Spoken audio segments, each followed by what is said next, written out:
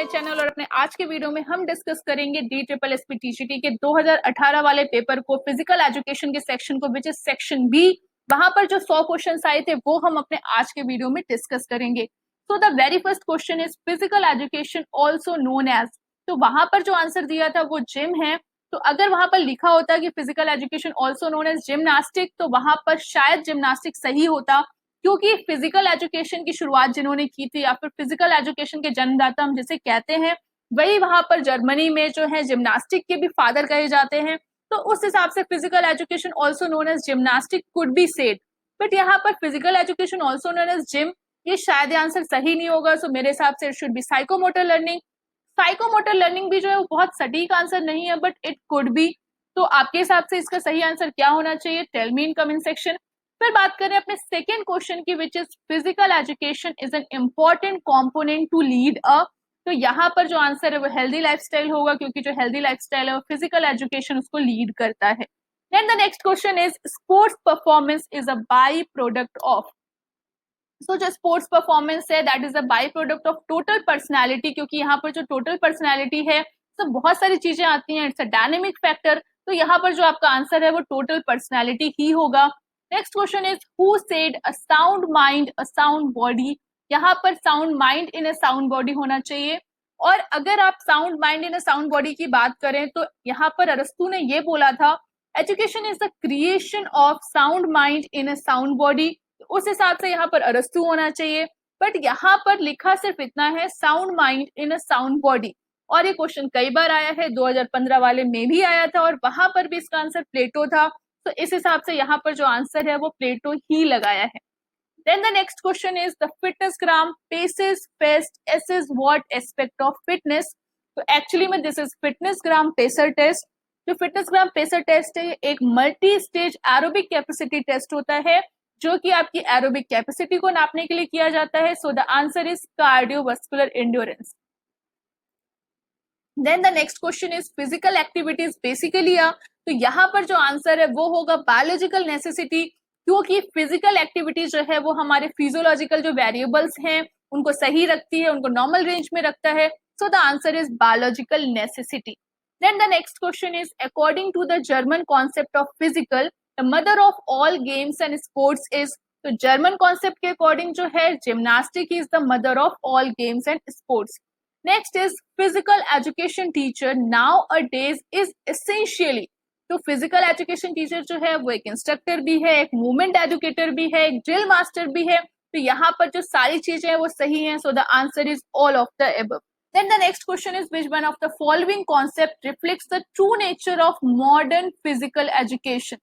So modern physical education का जो true nature है that is physical training according to DSSP TGT का जो आंसर की है वहां पर physical training ही लिखा है। Then the next question is the most important factor in the organization of recreation. So it is facilities because they are required to organize the recreation. Next one is how should you open the airway of an unconscious casualty?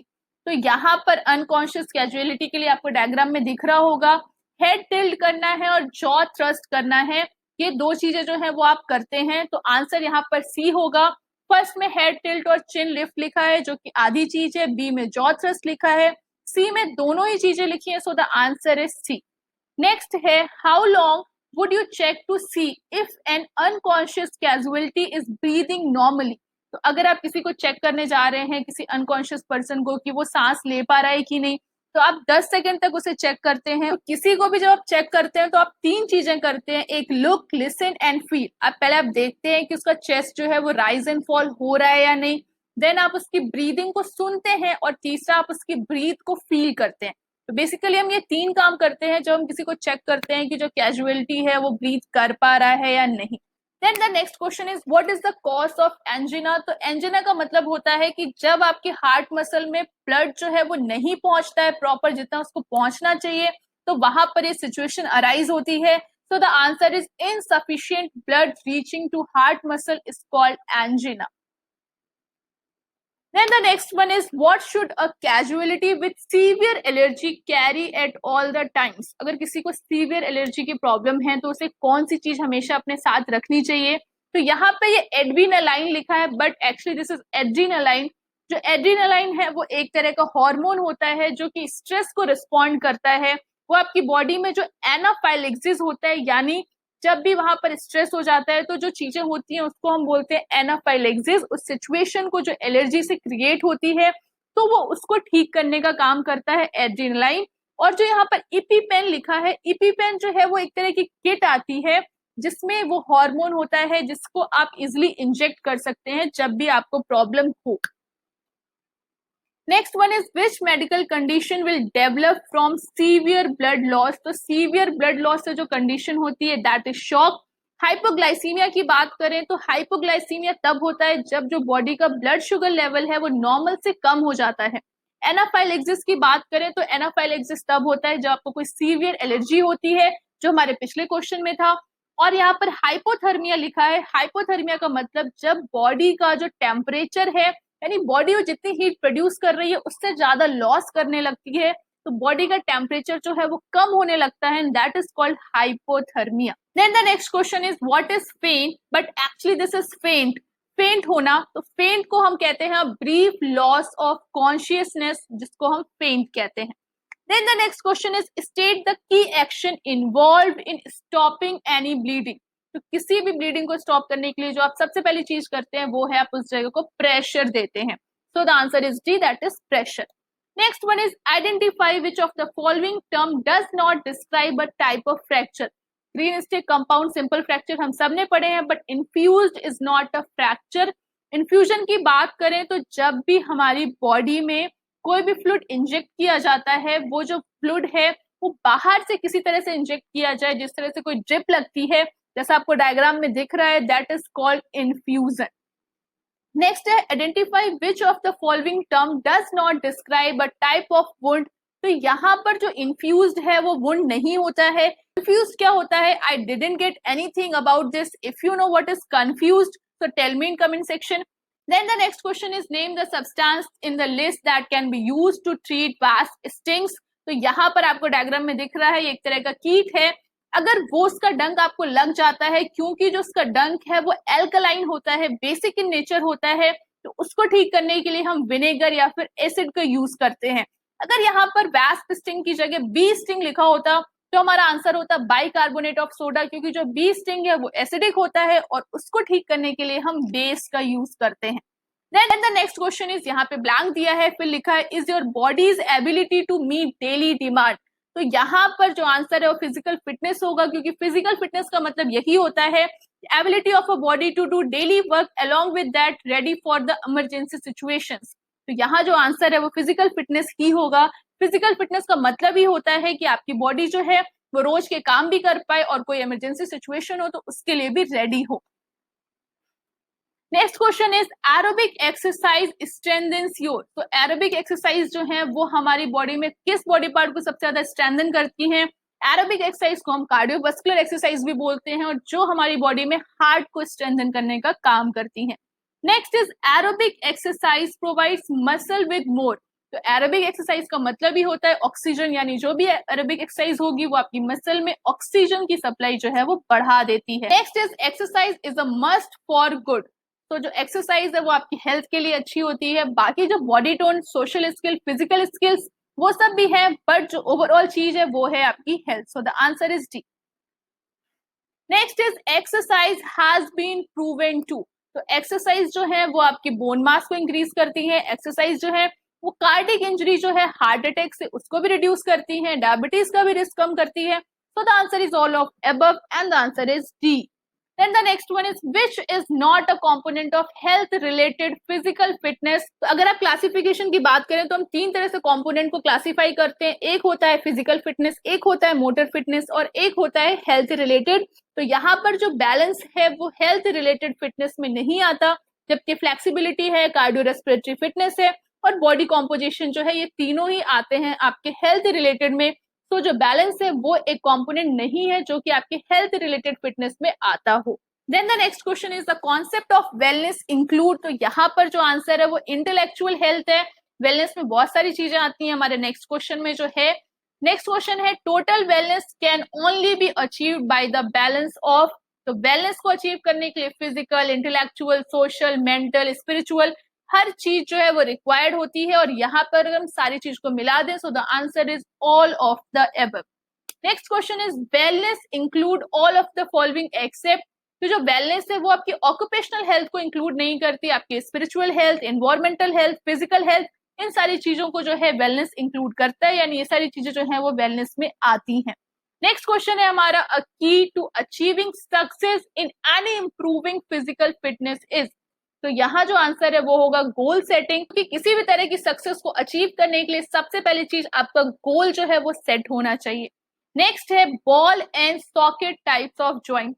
तो आपके जो types of joint है वो तीन तरह से होते हैं। एक तो फिक्स्ड होते हैं, उनको हटा के यूनिएक्सियल, बाईएक्सियल और ट्राईएक्सियल। तो यूनिएक्सियल का मतलब जहां पर सिर्फ एक एक्सिस और एक प्लेन होता है, बाईएक्सियल का मतलब जहां पर दो एक्सिस और दो प्लेन होते हैं, एंड ट्राईएक्सियल का मतलब जहां पर तीन प्लेन और तीन एक्सिस होते हैं। सो बॉल एंड सॉकेट जो है वो एक ट्राईएक्सियल जॉइंट है, जहां पर सर्कमडक्शन जैसा मूवमेंट होता है। नेक्स्ट क्वेश्चन है हमारा, increase in muscle mass due to heavy weight training is called. तो आपकी मसल मास का जो इंक्रीज है उसको हम हाइपरट्रॉफी कहते हैं, और हाइपोट्रॉफी और एट्रॉफी का मतलब है आपकी मसल मास का कम हो जाना, या फिर कभी जब प्लास्टर लगता है किसी इंजरी के बाद तो उस जगह जो होती है दैट इज एट्रॉफी। एट्रॉफी का मतलब उस पर्टिकुलर जगह का जो मसल मास है वो कम हो जाता है, उस सिचुएशन को हम एट्रॉफी कहते हैं, और मसल मास के बढ़ जाने को हम हाइपरट्रॉफी कहते हैं। फिर हमारा नेक्स्ट क्वेश्चन है, the functional division of spinal cord is. तो स्पाइनल कॉर्ड का जो फंक्शनल डिवीजन है वो सोमैटिक सेंसरी के हिसाब से किया गया है। स्पाइनल कॉर्ड का सेंसरी फंक्शन है वो ये कि टच, प्रेशर, टेम्परेचर, पेन, इन सारी चीजों को बताता है, इन सारी चीजों को डिटेक्ट करता है। तो इसलिए जो उसका स्पाइनल कॉर्ड का फंक्शनल डिवीजन है वो है somatic sensory. Then the next question is, how many major salivary glands are there in the human body? तो human body में तीन major gland होते हैं, पैराटॉइड, सबमैंडिबुलर एंड सबलिंगुअल। लेकिन वो जो तीनों ग्लैंड है वो पेयर्स में होते हैं, इसलिए आंसर 6 है। अगर कहीं 3 लिखा होगा तो हमारा 3 भी राइट आंसर होगा, बट 3 और 6 दोनों एक साथ नहीं लिख कर आएंगे। तो यहाँ पर सिर्फ ये पूछा है how many major salivary glands are there. तो अगर यहाँ पे 3 लिखा होता तो हम 3 सही करते, क्योंकि जो ग्लैंड्स है वो 3 है, बट वो पेयर में पाए जाते हैं, इसलिए उनको 6 लिखा हुआ है। नेक्स्ट क्वेश्चन है हमारा, which artery carries the supply of blood towards the heart. तो हार्ट की तरफ कौन सी आर्टरी जो है वो ब्लड लेके जाती है, दैट इज पल्मोनरी आर्टरी, जो लंग से ब्लड को हार्ट में लेके आती है। जो कैरोटिड आर्टरी है वो क्या काम करती है, वो हमारे ब्लड को ब्रेन और हेड तक लेके जाती है। कोरोनरी आर्टरी जो है वो हार्ट मसल्स में ब्लड को सप्लाई करती है। जो रेडियल आर्टरी है वो फोर आर्म में पाई जाती है, and the pulmonary artery is what, जो लंग से लेकर ब्लड जो है वो हार्ट तक आती है। फिर हमारा नेक्स्ट क्वेश्चन है, scoliosis is a postural deformity related with. Scoliosis जो है वो एक डिफॉर्मिटी है जो कि वर्टेब्रल कॉलम में होती है, और इस डिफॉर्मिटी में होता है क्या है कि आपकी बॉडी जो है वो एक साइड शिफ्ट हो जाती है, यानी आपकी जो स्पाइन है उसमें लेटरल डेविएशन हो जाता है। Then the next question is, the back thigh muscles are also known as। तो जो आपकी बैक थाई मसल है उनको हम हैमस्ट्रिंग के नाम से जानते हैं।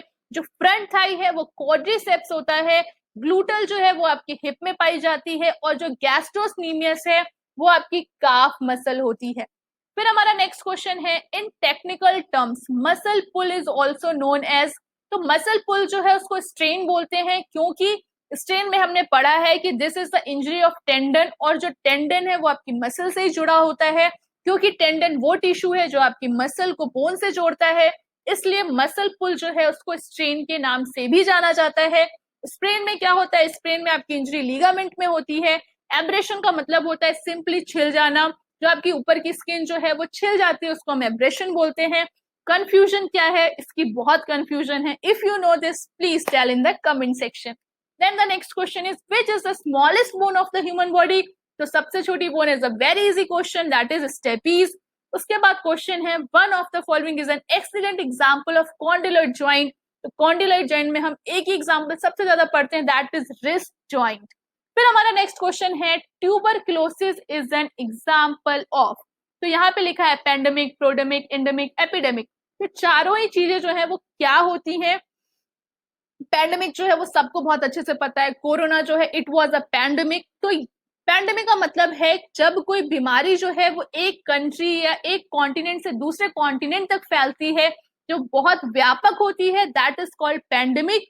एपिडेमिक का मतलब है कि वो एक रीजन या एक कम्युनिटी में ही फैलती है, तो उसको हम बोलते हैं एपिडेमिक। और एंडेमिक का मतलब है जो सर्टेन एरिया या सर्टेन इंसान को होती है, उसको हम कहते हैं एंडेमिक। तो जो ट्यूबरक्लोसिस है वो एक एंडेमिक है, वो पेंडेमिक नहीं है, एपिडेमिक नहीं है, that is endemic. Then the next question is, in tuberculosis bacteria usually attack। तो ट्यूबरक्लोसिस जो है वो मायोबैक्टीरियम से होता है और ये आपके लंग्स पे ही अटैक करता है कोरोना की तरह। And the next question is, vancomycin is। तो जो वैंसोमाइसिन है वो एक तरह की एंटीबायोटिक होती है जो कि बैक्टीरियल इन्फेक्शन के लिए दी जाती है। The next question is the annual world wide incidence of cholera is. तो यहाँ पर अगर आप WHO की रिपोर्ट के अकॉर्डिंग देखेंगे तो वहां पे लिखा है 1.3 से 4 मिलियन केसेस, बट ये जो है मे बी अभी का होगा और जब का ये पेपर है हो सकता है तब 3 to 5 मिलियन होगा। तो अभी अगर आप देखेंगे तो वहां आपको 1.3 से 4.0 मिलियन केसेस मिलेंगे, बट वहां पर जो आंसर दिया था that was 3 to 5 million. Next question है हमारा, polio is known as human haunt after eradication of. Eradication का मतलब क्या होता है, जब कोई चीज कंप्लीट डिस्ट्रॉय हो जाती है तो उसको हम कहते हैं इरेडिकेशन। तो यहाँ पर जो पोलियो है वो कब आया, स्मॉल पॉक्स जो है वो 1980 में आया था, उसके बाद जो है वो पोलियो आया। तो यहाँ पर जो आंसर है वो है आपका स्मॉल पॉक्स जो कि 1980 में आया था।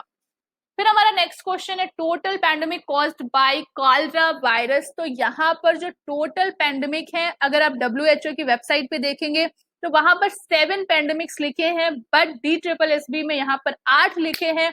तो check out which one is right, अगर पता चल जाए तो कमेंट में बता देना। आपका नेक्स्ट क्वेश्चन है, इन्फेक्शियस डिजीज इंक्लूड। तो यहाँ पर जो आंसर है वो डी है, गलती से जो आंसर है वो सी लग गया है, but the actual answer is D which is tuberculosis. Mail nutrition है वो इन्फेक्शन से नहीं होता, क्योंकि जो मेल न्यूट्रिशन है वो होता है न्यूट्रिशन की कमी से। सिस्टिक फिब्रोसिस जो है वो एक इनहेरिटेड डिसऑर्डर है जो कि इनहेरिट होता है एक जीन से दूसरी जीन में।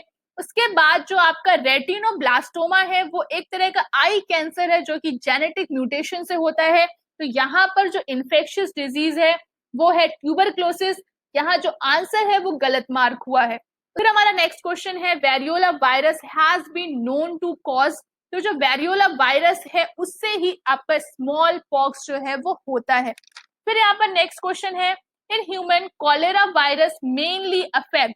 तो जो कॉलेरा है वो एक तरह के बैक्टीरिया से होता है जिसका नाम है विब्रियो कॉलेरा। ये जो है आपकी स्मॉल इंटेस्टाइन को अफेक्ट करता है। Then the next is, vaccination is major control for.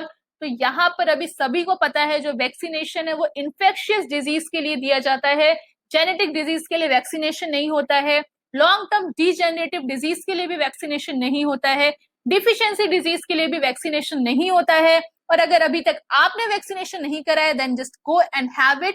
Then the next question is, the deficiency of which of the following group of the nutrients affect the skin. तो हमारी skin को जो affect करता है वो है विटामिन बी, और आपके बी ऑप्शन में सारे के सारे जो हैं वो विटामिन बी कॉम्प्लेक्स के ही नाम है, जो कि riboflavin, niacin, pyridoxine and pantothenic acid. तो ये जो है वो आपकी स्किन को अफेक्ट करते हैं अगर आपकी बॉडी में इनकी कमी हो जाती है।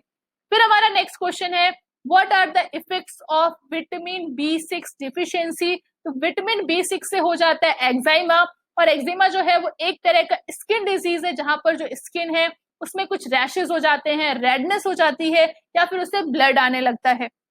Then the next question is, in the method of health education people learn by exchanging their views and experience. तो जहां पर व्यूज और एक्सपीरियंस जो है उनका एक्सचेंज होता है दैट इज ग्रुप डिस्कशन, जहां पर हर एक इंसान जो है अपने व्यूज रख सकता है, अपनी चीजें बता सकता है।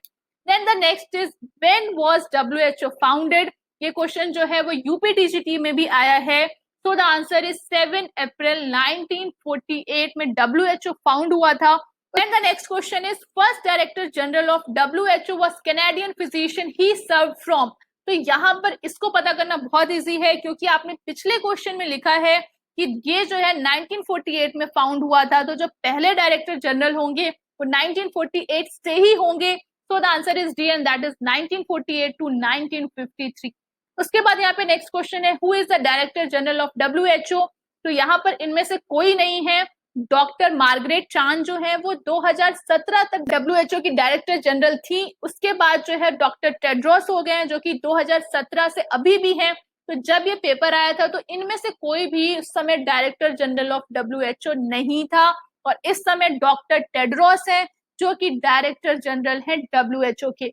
Next question is What is the name of disease in man arising out of vitamin D1 deficiency? तो B1 की deficiency से beriberi ही होता है। What does the vitamin K deficiency lead to?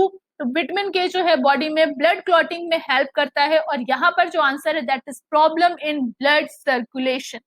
Next है, using purgatives on regular basis is harmful to health. Which deficiency does it cause? तो यहाँ पर जो purgatives हैं ये laxative होते हैं जो कि आपके स्टूल को लूजन करने का काम करते हैं। तो अगर आप बहुत ज्यादा लेक्सेटिव का यूज करते हैं तो बॉडी से पोटेशियम जो है या फिर पोटेशियम आयंस जो है वो बॉडी से कम हो जाते हैं। तो यहाँ पर जो डिफिशियंसी है वो हो जाती है पोटेशियम की। नेक्स्ट क्वेश्चन है, night blindness, drying of conjunctiva, dry and scaly skin and loss of hair are some of the symptoms of. तो जो पहली चीज है दैट इज नाइट ब्लाइंडनेस, तो नाइट ब्लाइंडनेस जो है वो विटामिन ए की डिफिशियंसी से होता है। So the answer is vitamin A. उसके बाद नेक्स्ट क्वेश्चन है, at first how many sports institutes introduced? तो यहाँ पर ये नहीं लिखा है कि कब हुए थे या फिर किसके द्वारा किए गए थे, कब क्या कैसे कुछ भी नहीं दिया है। एंड द आंसर इज 400 जो कि वहां पे टिक था। और ये कैसे है 400, कौन कौन से है 400, that I don't know. If you know please tell me in comment section. Next is who started physical education? इसका आंसर जो है वो एफिल जॉन है। एड्रिक जॉन है, उनको ही father of modern physical education कहा जाता है। और जर्मनी में उनको फादर ऑफ जिम्नास्टिक्स भी कहा जाता है क्योंकि वहां पर उन्होंने जो है जिम्नास्टिक मूवमेंट स्टार्ट किया था। Then the next question is name the major awards of sports. तो यहाँ पर जो आंसर है वो राजीव गांधी खेल रत्न अवार्ड है, क्योंकि बाकी जो आंसर दिए हैं, लॉरेंस ओलिवर अवार्ड जो है वो लंदन में थिएटर को अवार्ड दिया जाता है। जो नेहरू ट्रॉफी अवार्ड है ये बोट रेसिंग में ये अवार्ड दिया जाता है। फिर जो कोरेटा स्कॉट किंग अवार्ड है ये ऑथर को दिया जाता है जिन्होंने बुक्स लिखी होती हैं। So the answer is Rajiv Gandhi Khel Ratna award. Next question is how many medals did PT Usha win at 10th Asian game? जो 10th एशियन गेम है वो हुए थे सियोल में, और वहां पर उन्होंने 4 गोल्ड और 1 ब्रॉन्ज जीता था, क्योंकि 1986 में सियोल में एशियन गेम्स हुए थे। उसके बाद नेक्स्ट क्वेश्चन है, PV Sindhu was recently in news associated with which of the following sports? तो बहुत इजी आंसर है, सभी को पता है, she is from badminton. Next question is who was the first women to claim to the Mount Everest? तो वो है Bachendri Pal. Next is who is the author of book law and sports in Indian development issues and challenges? तो the answer is Mukul Mudgal, जिन्होंने इस book लिखी है और वो इस बुक के ऑथर हैं। Next one is who is the first Indian to take a hattrick in an international test? तो हरभजन सिंह है, जिन्होंने सबसे पहली बार हैट्रिक ली थी 2001 में, जो कि ईडन गार्डन कोलकाता में ली थी। नेक्स्ट क्वेश्चन है हमारा, in which year Asian games started? तो it's a very easy question. 1951 में एशियन गेम्स स्टार्ट हुए थे जो कि नई दिल्ली में हुए थे। Next is who is the chairman of sports authority of India? जो भी ministry of youth affairs and sports का मिनिस्टर होता है वो होता है स्पोर्ट्स अथॉरिटी ऑफ इंडिया का चेयरमैन। तो उस समय तो राजवर्धन सिंह राठौर थे, और इस समय कौन है? अनुराग ठाकुर हैं। सो इस समय अगर बात की जाए तो चेयरमैन वो होंगे। नेक्स्ट क्वेश्चन है हमारा, साइकोलॉजी इज नोन एज? तो यहाँ पर जो आंसर है वो साइंस ऑफ सोल होगा, बट अब जो है psychology is known as science of human behaviour. Then the next question is the word psychology comes from the, तो जो psychology word है ये ग्रीक वर्ड से लिया गया है।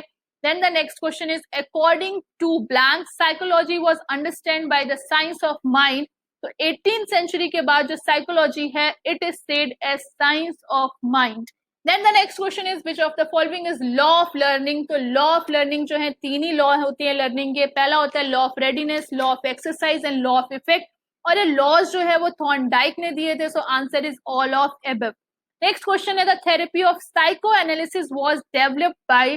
तो ये सिगमंड फ्रॉइड ने ये जो है साइको एनालिसिस की थेरेपी को इन्वेंट किया था, एस्टैब्लिश किया था।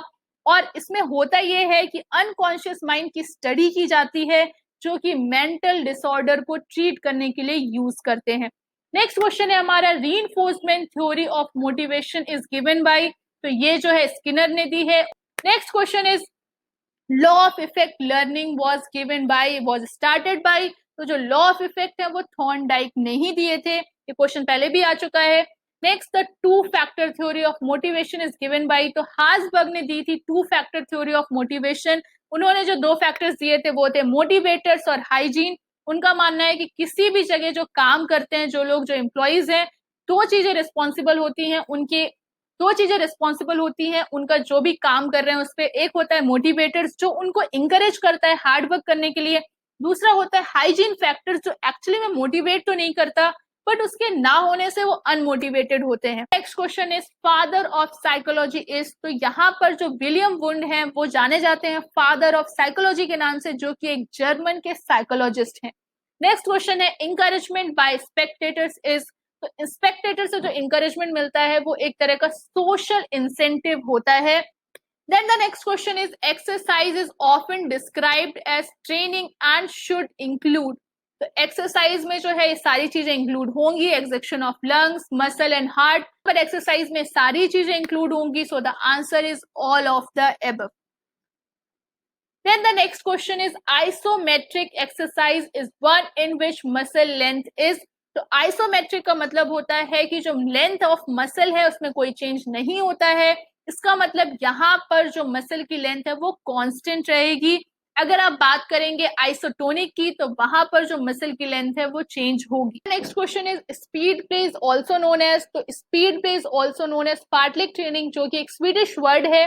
फार्टलेग का मतलब है कि आप जो भी आप रनिंग कर रहे हैं या फिर जिस तरह की आप एक्सरसाइज कर रहे हैं वहां पर आप रनिंग के पेसेस चेंज कर देते हैं या फिर सरफेस चेंज कर देते हैं। अगर आप पेस चेंज करेंगे, इंटेंसिटी चेंज करेंगे, तो या फिर जॉगिंग, स्प्रिंटिंग, वॉकिंग, तो इस तरह से आप चीजों को बदलते रहते हैं। तो यहाँ पर जो है वो इस तरह से भी कह सकते हैं कि कंटिन्यूअस ट्रेनिंग और इंटरवल ट्रेनिंग जो है वो दोनों का मिला जुला रूप होता है फार्टलेग ट्रेनिंग। नेक्स्ट क्वेश्चन है टैक्टिकल ट्रेनिंग इज डन, तो टैक्टिकल ट्रेनिंग का मतलब है कि जो गेम है उनकी टैक्टिक्स को सिखाना। टैक्टिक्स जो है किसी भी गेम के लिए उसकी टैक्टिक्स का भी पता होना बहुत इंपॉर्टेंट है, और ये तब सिखाई जाती है जब जो एथलीट है वो स्किल सीख लेता है। स्किल सीखने के बाद ही उसको टैक्टिकल ट्रेनिंग दी जाती है। So the answer is after skills are mastered. Then the next is transition period aims at, तो ट्रांजिशन जो है वो रिकवरी के लिए दिया जाता है जो कि आपके प्रिपरेटरी कॉम्पिटिशन फेज के बाद में आता है। So the answer is D, that is recovery. Then the next question is by which of the following means do we acquire values, beliefs and behavior? So the answer is socialization, क्योंकि जो आप values, beliefs और behavior जो है ये हम अपनी social life से, अपने आसपास के लोगों से ही acquire करते हैं।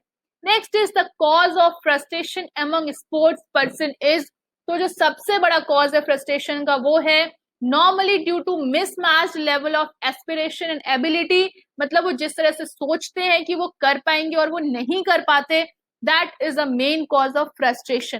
Then the next question is during adolescence the behaviour of person is influenced by, तो ड्यूरिंग एडोलेसेंस जो है उनका जो बिहेवियर है वो उनके पीयर ग्रुप से ही इन्फ्लुएंस होता है। पीयर ग्रुप का मतलब उनकी वो सोशल लाइफ जहां वो अपने एज वाले लोग या फिर अपनी जैसी सोच रखने वाले लोगों के साथ रहते हैं, उनसे ही जो है उनका बिहेवियर सबसे ज्यादा इन्फ्लुएंस होता है। अगर यहाँ पे एडोलेसेंस की जगह चिल्ड्रन लिखा होता तो यहाँ पर इसका आंसर जो है वो फैमिली होता। Then the next question is psychosexual development takes place during, so its answer is adolescence. The next one is generalization used to define and judge all individuals in a particular racial category, so that is stereotype. Stereotype का मतलब है कि अगर हमने कोई चीज generalise कर ली है कि वो ऐसा होता है तो ऐसा ही करेगा, और इस तरह से ही सोचना और इस तरह से ही किसी को जज करना, that is called stereotypes. Then the next question is training is a universal teaching learning phenomenon and its aim for an athlete is, तो यहाँ पर जो ट्रेनिंग का एम होता है वो हमेशा से परफॉर्मेंस एनहांसमेंट ही होता है। जो ट्रेनिंग है वो इसलिए ही दी जाती है ताकि किसी भी प्लेयर की या फिर जिसे भी दी जा रही है उसकी परफॉर्मेंस को एनहांस किया जा सके। Then the next question is which of the following is no objective of sports training? तो यहाँ पर एथलीट को सिर्फ जीतने के सपने दिखाना जो है ये ऑब्जेक्टिव नहीं होता है ट्रेनिंग का। इसका जो ऑब्जेक्टिव है to accelerate athlete growth and development process होता है, to bring about change in athlete's attitude habits and behaviour होता है, to make the athlete highly skilful technically and tactically, तो ये भी इसका ऑब्जेक्टिव होता है। So the answer is B. Next question is when the training load is neither too low nor excess of an athlete capacity, that is called optimal load. जब जो load है वो एथलीट की कैपेसिटी के हिसाब से है, ना तो ज्यादा है ना तो कम है, तो उसको कहते हैं हम optimal load.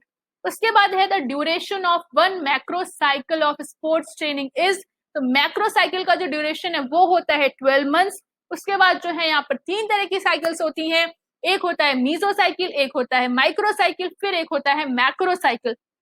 Then the next question is in which of the following sports event is interval training found least effective? तो स्पोर्ट्स यानी ऐसे स्पोर्ट्स इवेंट जहां पर एक ही चीज को बार बार रिपीट किया जा रहा हो, तो साइकिलिंग, स्विमिंग, ट्रैक इवेंट, तो यहाँ पर जो इंटरवल ट्रेनिंग है वो इफेक्टिव होती है। बट जिम्नास्टिक में जो है वो इंटरवल ट्रेनिंग जो है वो लीस्ट इफेक्टिव होगी इन चारों में से। The next question is which of the following techniques stresses on programmed phases of work and recovery? तो जब भी यहाँ पर वर्क और रिकवरी दोनों लिखा है तो the answer is interval training, जहां पर आप वर्क करते हैं फिर रिकवरी, फिर वर्क, फिर recovery, so the answer is interval training.